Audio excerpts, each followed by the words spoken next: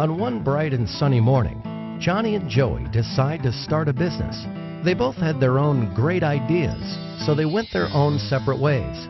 Johnny decided to start a brick and mortar store to sell his products.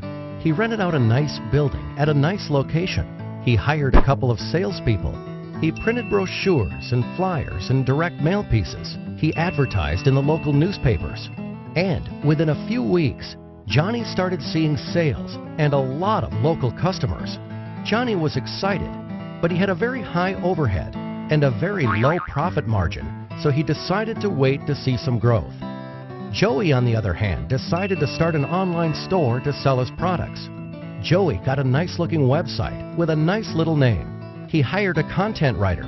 He invested in online marketing and got some help with SEO and email marketing. He advertised on different websites and signed up for pay-per-click advertising. And within a few weeks, Joey started seeing sales and a lot of customers from all over the country.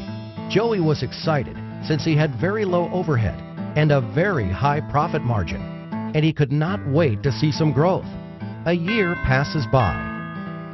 Johnny was still in the same building with the same salespeople and the same marketing strategy and the same local customers. His overheads were still very high and his margins were still very low, so he decides to wait another year to see some growth. Joey moved to a new office, hired more people, and kept getting a lot of new and repeat customers from all over the country.